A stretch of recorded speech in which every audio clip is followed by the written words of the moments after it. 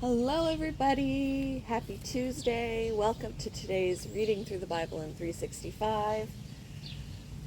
We are going to get started today in Esther, chapter 1 and 2, and then Acts, chapter 5, verses 1 to 21. So let's get started with Esther, chapter 1. These events happened in the days of King Xerxes, who reigned over 127 provinces stretching from India to Ethiopia. At that time, Xerxes ruled his empire from his royal throne at the fortress of Susa. In the 3rd year of his reign, he gave a banquet for all his nobles and officials. He invited all the military officers of Persia and Media. It looks like Media. Media, as well as the princes and nobles of the provinces. The celebration lasted 180 days, a tremendous display of the opulent wealth of his empire and the pomp and splendor of his majesty. When it was all over, the king gave a banquet for all the people, from the greatest to the least, who were in the fortress of Susa. It lasted for 7 days and was held in the courtyard of the palace garden.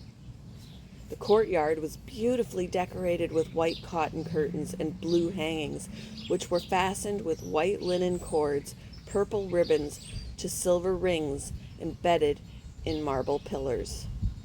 Gold and silver couches stood on a mosaic pavement of porphyry, marble, mother of pearl, and other costly stones. Drinks were served in gold goblets of many designs, and there was an abundance of royal wine, reflecting the king's generosity. By edict of the king, no limits were placed on the drinking, for the king had instructed all his palace officials to serve each man as much as he wanted.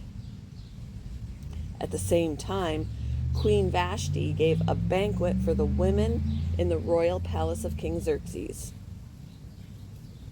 On the 7th day of the feast, when King Xerxes was in high spirits because of the wine, he told the 7 eunuchs who attended him, Mehuman, Biztha, Harbona, Bigtha, Abagtha, Zethar, and Carcas, to bring Queen Vashti to him in the royal crown, with the royal crown on her head.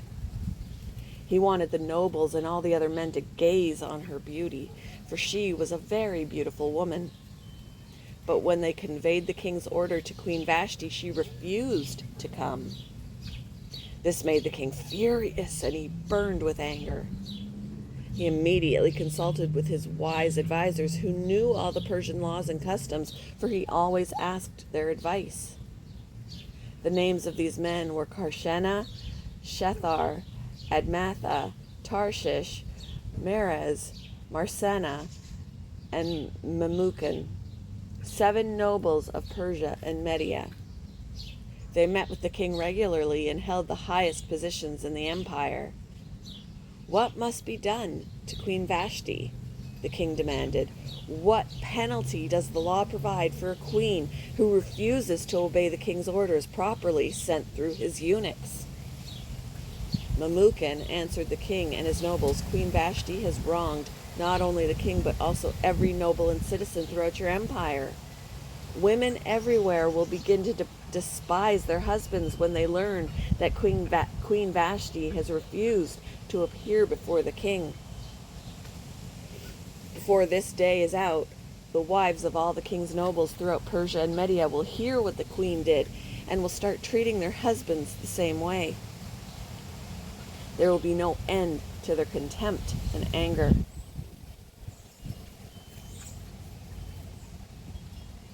So if it please the king, we suggest that you issue a written decree, a law of the Persians and Medes, that cannot be revoked. It should order. My verses are blowing away. Hang on. Oh. It got breezy and my verses blew off the table. Okay. It should order that Queen Vashti be forever banished from the presence of King Xerxes, and that the king should choose another queen more worthy than she. When this decree is published throughout the king's vast empire, husbands everywhere, whatever their rank, will receive proper respect from their wives. The king and his nobles, thought this made good sense, so he followed Memucan's counsel. He sent letters to all parts of the empire, to each province in its own script and language, proclaiming that every man should be the ruler of his home and should say whatever he pleases. Chapter 2. But after Xerxes' anger had subsided, he began thinking about Vashti and what she had done and the decree he had made.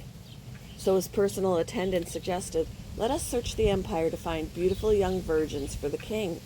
Let the king appoint agents in each province to bring these beautiful young women into the royal harem at the fortress of Susa.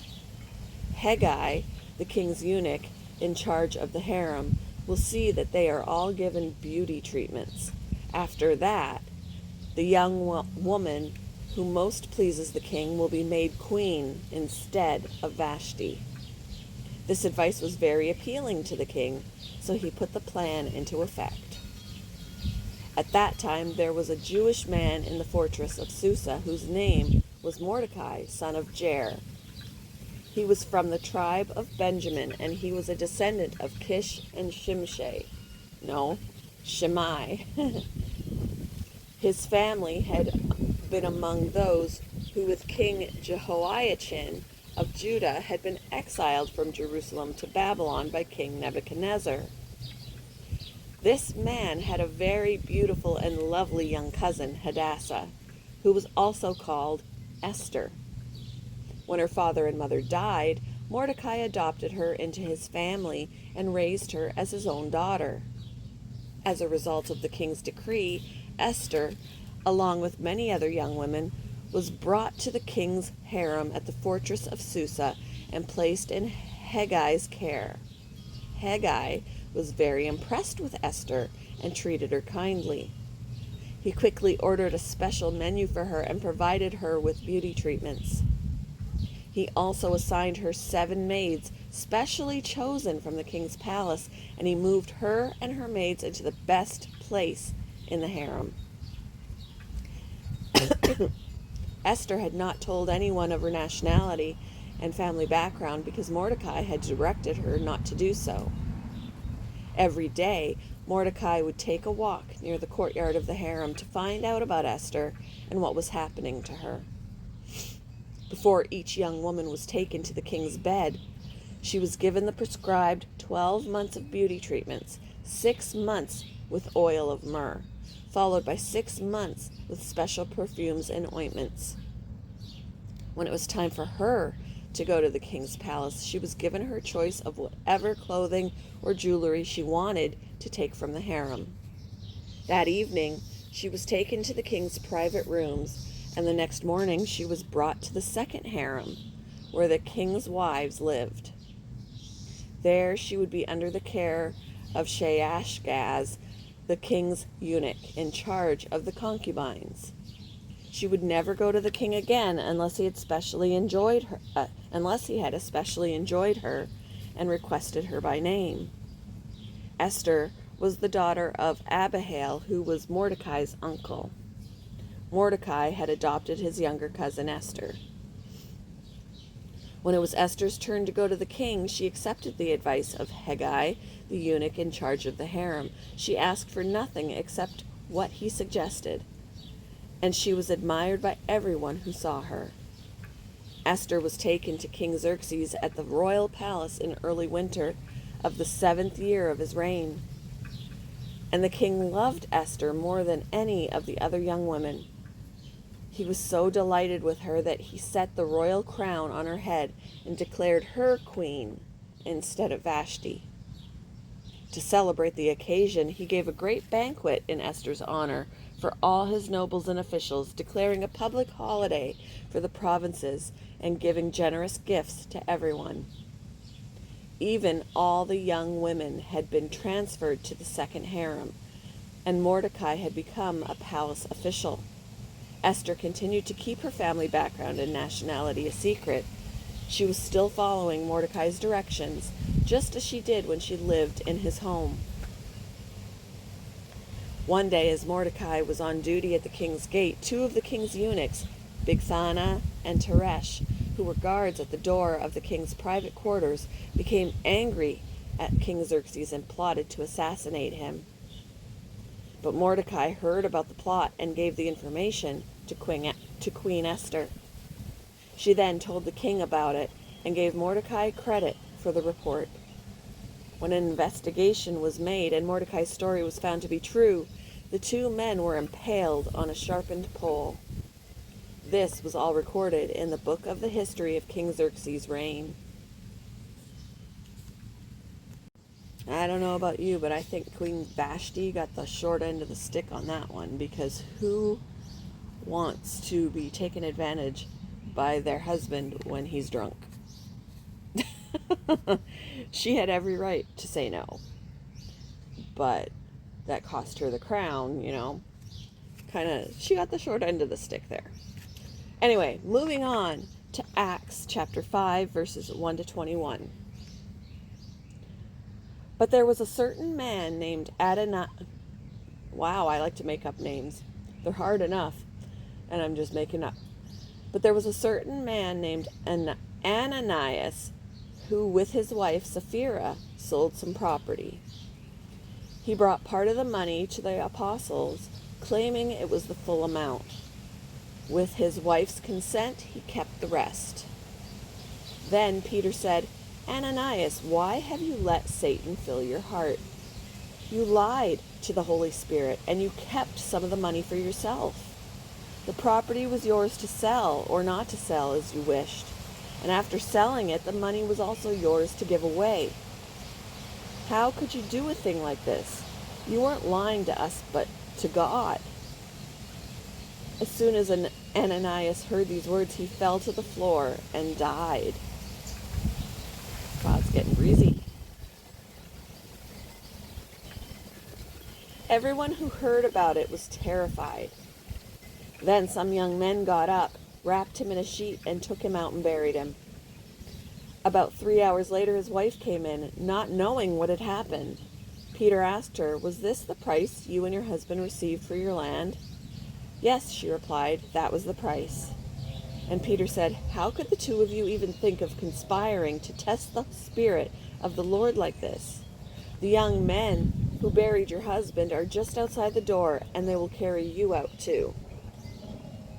Instantly, she fell to the floor and died. When the young men came in and saw that she was dead, they carried her out and buried her beside her husband. Great fear gripped the entire church and everyone else who heard what had happened.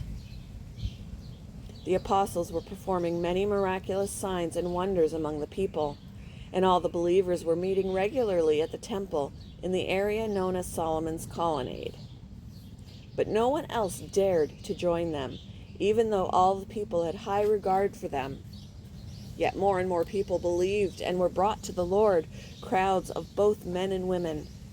As a result of the apostles' work, sick people were brought out into the streets on beds and mats, so that Peter's shadow might fall across some of them as he went by. Crowds came from the villages around Jerusalem, bringing their sick and those possessed by evil spirits, and they were all healed. The high priest and his officials, who were Sadducees, were filled with jealousy. They arrested the apostles and put them in the public jail. But an angel of the Lord came at night, opened the gates of the jail, and brought them out, then told them, "Go to the temple and give the people this message of life." So at daybreak, the apostles entered the temple as they were told, and immediately began teaching. When the high priest and his officials arrived, they convened the high council, the full assembly of the elders of Israel. Then they sent for the apostles to be brought from the jail for trial.